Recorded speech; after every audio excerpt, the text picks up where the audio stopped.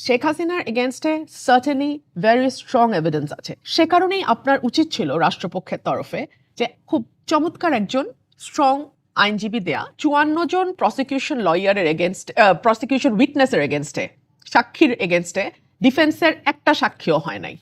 তো এটা কি একটা দুর্বল মামলা না?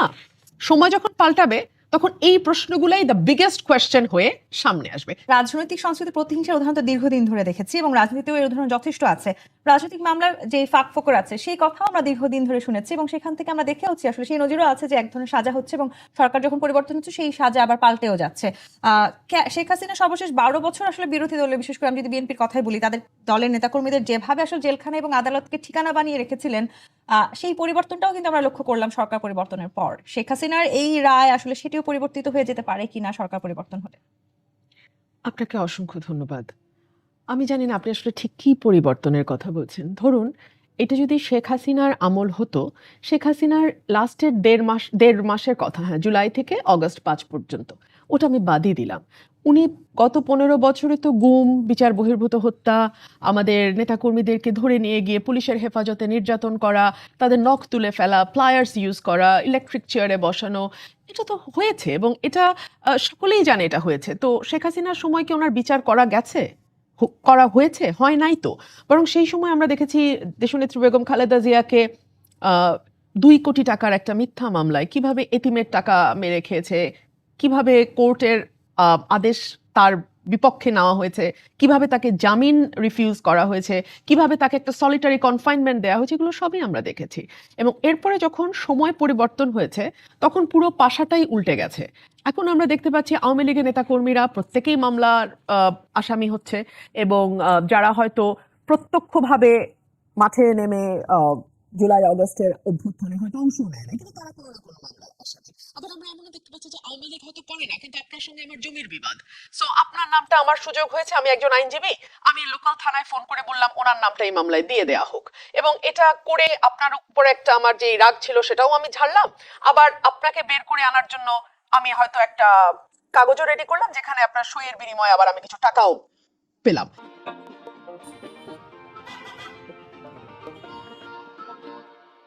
সো এই যে একটা ব্যবসা আরম্ভ হয়েছে, হ্যাঁ, এটা তো শেখ হাসিনার সময় আমরা একরকম ভাবে দেখেছি, গত 14 মাস আমরা আরেক রকম ভাবে দেখলাম। মানে এখন আমরা এখানে বসে প্রিটেন্ড করতে পারি যে সবকিছু খুব পাল্টে গেছে, দারুণ হয়েছে, বিরাট একটা বিষয় হয়েছে, যেটা রনি ভাই একটু আগে বলছিলেন যে সারা পৃথিবী অবাক বিস্ময়ে তাকিয়ে রয়। আমি জানি উনি স্যাটায়ার করে বলছিলেন, মানে এটাই তো অনেকে খুবই সিরিয়াসলি বলার চেষ্টা করেন, যেটা আমার ভাই এখানে স্যাটায়ার করছেন সেটা অনেকে খুবই সিরিয়াসলি বলার চেষ্টা করেন। সো ওই ভানটা করলে ভানটা করাই যায়, কিন্তু এর বেশি আসলে কিছু পাওয়ার নাই। ডেভিড বার্গম্যানের কথা আপনারা নিশ্চয়ই জানেন। শেখ হাসিনার সময়ে তিনি অত্যন্ত সরব একজন মানবাধিকার কর্মী ছিলেন এবং তিনি রেগুলার বেসিসে লিখেছেন তার শেখ হাসিনার সময়কার দুঃশাসনের কথা, এবং তাকে ব্যক্তিগতভাবে শেখ হাসিনা পার্লামেন্টে দাঁড়িয়ে তার ব্যাপারে মন্তব্য করেছেন এবং সেটা খুব শোভন মন্তব্য ছিল না। সেই ডেভিড বার্গম্যান আজকে আরেকটা লেখা লিখেছেন, সেখানে তিনি বলছেন যে এক্সেলেন্ট এভিডেন্স ছিল প্রসিকিউশনের হাতে, কিন্তু ডিফেন্সের জন্য বেয়ার মিনিমাম কোনো এফোর্ট আমরা দিতে দেখি নাই, উইচ ইজ ট্রু। আপনি একজন আইনজীবী নিয়োগ করেছেন, যেই আইনজীবী তার মক্কেলে সাজার কথা শুনে ওপেন ক্যামেরার সামনে হাসছেন, এবং ওনাকে প্রশ্ন করা হলে উনি বলছেন আমি খুবই দুঃখিত, কিন্তু উনি আসলে মানে বোঝাই যাচ্ছে যে he didn't fight the case the way he was suppose two. হ্যাঁ, শেখ হাসিনার এগেনস্টে সার্টেনলি ভেরি স্ট্রং এভিডেন্স আছে। সে কারণেই আপনার উচিত ছিল রাষ্ট্রপক্ষের তরফে যে খুব চমৎকার একজন স্ট্রং আইনজীবী দেয়া শেখ হাসিনার পক্ষে। আওয়ামী লীগে অনেক আইনজীবী আছে, আমি জানি না তারা শেখ হাসিনার পক্ষে এখন দাঁড়াতে রাজি কি রাজি না, কারণ প্রত্যেকেরই ঘর সংসার আছে, ব্যক্তিগত নিরাপত্তার ব্যাপার আছে। আন্তর্জাতিকভাবে এই রায় নিয়ে আসলে প্রশ্ন তোলা তার মানে সুযোগ রয়েই গেল কি? আপনি জানেন 54 জন প্রসিকিউশন লয়ারের এগেনস্ট, প্রসিকিউশন উইটনেসের এগেনস্টে, সাক্ষীর এগেনস্টে ডিফেন্সের একটা সাক্ষীও হয় নাই। তো এটা কি একটা দুর্বল মামলা না? এখন এই কথাগুলো বলার সাথে সাথে কিছু ইউটিউবার ব্যবসায়ী তারা আমার এই কথাগুলোকে পিক করবে এবং তারা বলার চেষ্টা করবে যে আমি আসলে শেখ হাসিনাকে ডিফেন্ড করছি।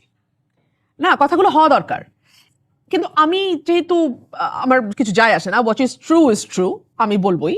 কিন্তু এই যে এই ভীতিটা আরো 100 জনের মুখ বন্ধ করে রাখে। কিন্তু কি হবে জানেন, in due course of time সময় কিন্তু এরকম থাকবে না।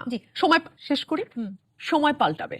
সময় যখন পাল্টাবে তখন এই প্রশ্নগুলাই দ্য বিগেস্ট কোয়েশ্চেন হয়ে সামনে আসবে, সেটাই আমি এখন করে এই রাখছি। যে প্রশ্নগুলো আসলে বারবার তোলার এক ধরনের সুযোগ রয়ে গেল, সেই সুযোগ থেকে আসলে আমরা কেন বারবার বিরাট বেরিয়ে আসতে সুযোগ। পারছি না? নিশ্চয়ই